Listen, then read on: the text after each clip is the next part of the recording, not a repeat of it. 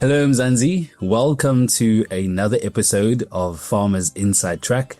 My name is Duncan Masiwa, and I'm your host for this episode, powered by the South African Wine Industry Professional Body. Now, in this episode, we dive into the world of winemaking and explore how the South African Wine Industry Professional Body, who is also known as SAWIPB, is shaping the future of South Africa's wine industry. Now, following the release of the mini documentary, This is SAWIPB, we sit down with Rydal Jeftha, the managing director of Koopmanskloof Wines, to unpack the profound impact that SAWIPB has made, from uniting stakeholders and elevating winemaking standards to even mentoring the next generation of professionals. Rydal, it's lovely having you with us. Thanks so much for chatting with us. Let's talk SAWIPB. Of course, the South African Wine Industry Professional Body recently released its mini documentary, and you and I will be chatting about that in a few minutes. But maybe set the scene for us. We talk about mentorship within the wine industry. We talk about mentoring the next generation of professionals and making sure that they are upskilled. Maybe share a personal story, perhaps an interaction with a younger colleague or a mentoring moment that reminded you of the power of passing on knowledge, Rydal. Thank you for the opportunity, Duncan. I'm 44 years in agriculture, not giving away my age, of course. But when I joined the industry from the deciduous fruit industry in 2003, it was a leap of faith. I came from a fresh fruit environment to an industry where value adding was key and the value chain so much different. As pioneers then, there were no mentors to guide me, but there were a few managers who guided me through the process of getting acquainted. But I was tossed into the deep end and on my own most of the time. That was a valuable lesson for me to recognize the importance of mentorship.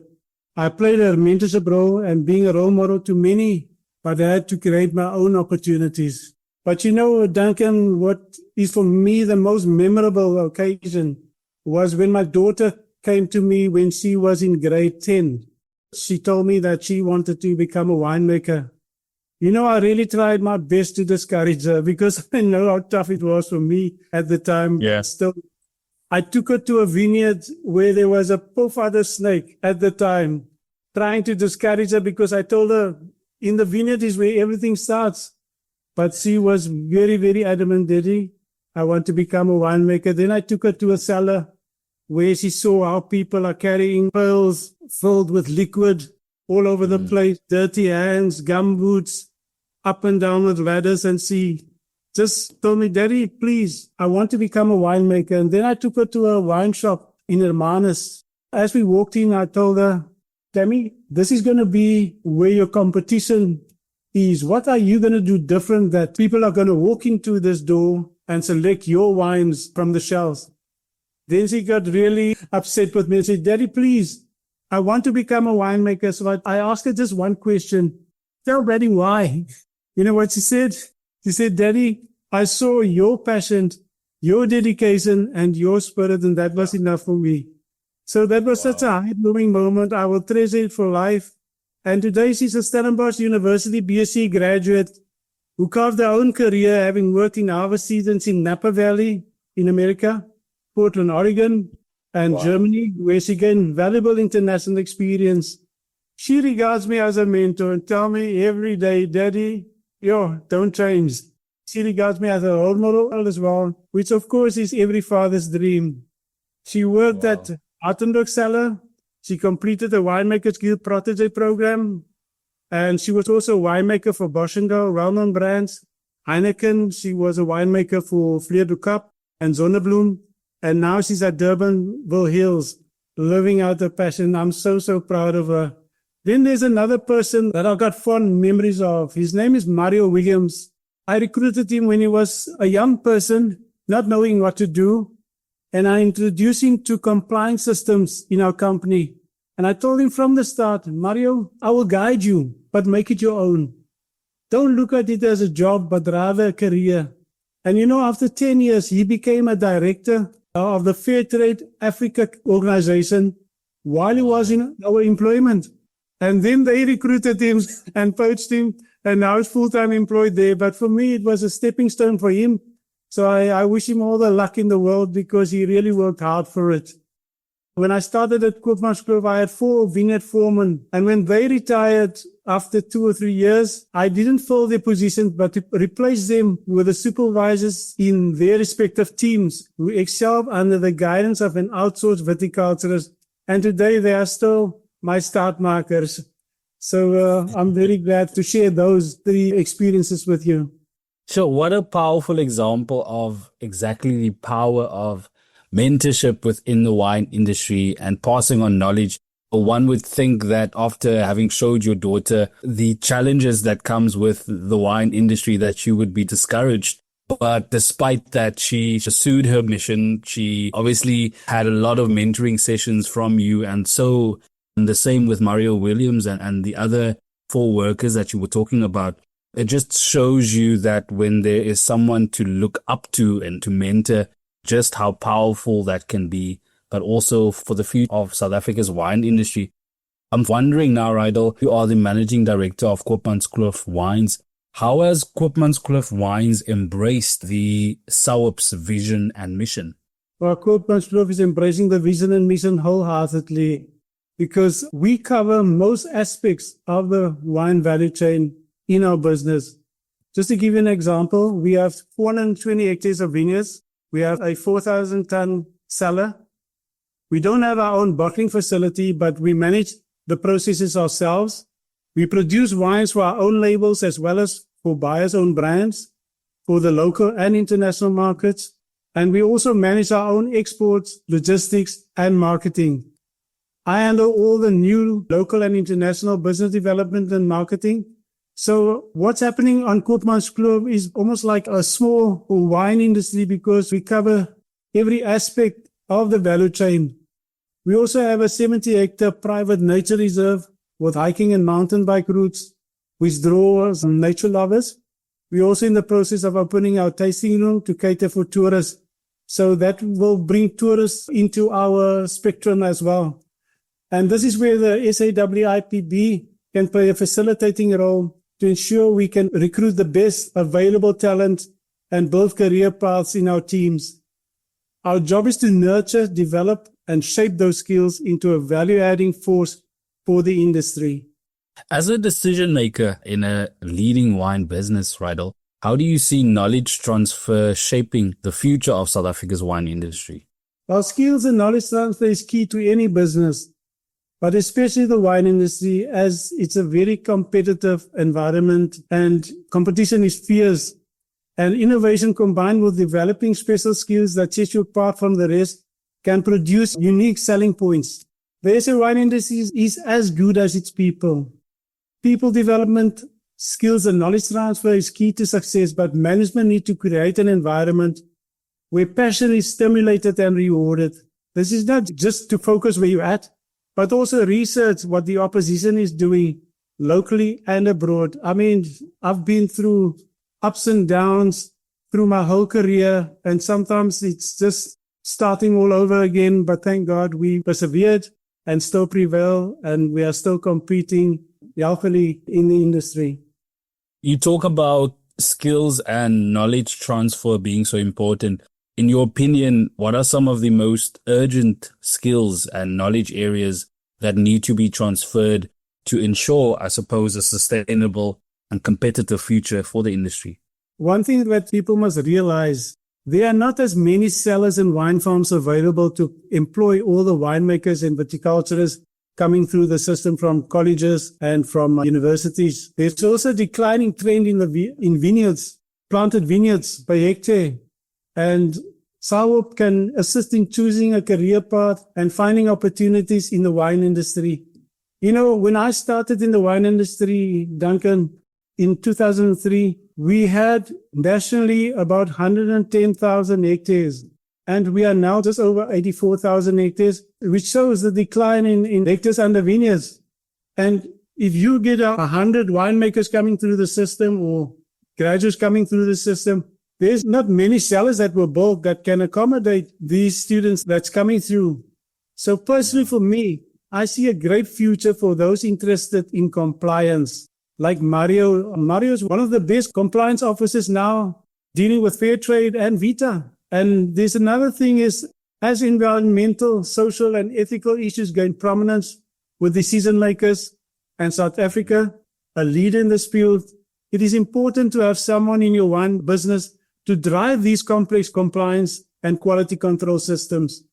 The compliance officer must educate, train, and measure compliance and quality to the T so that the whole value chain can be a united force in sustainability.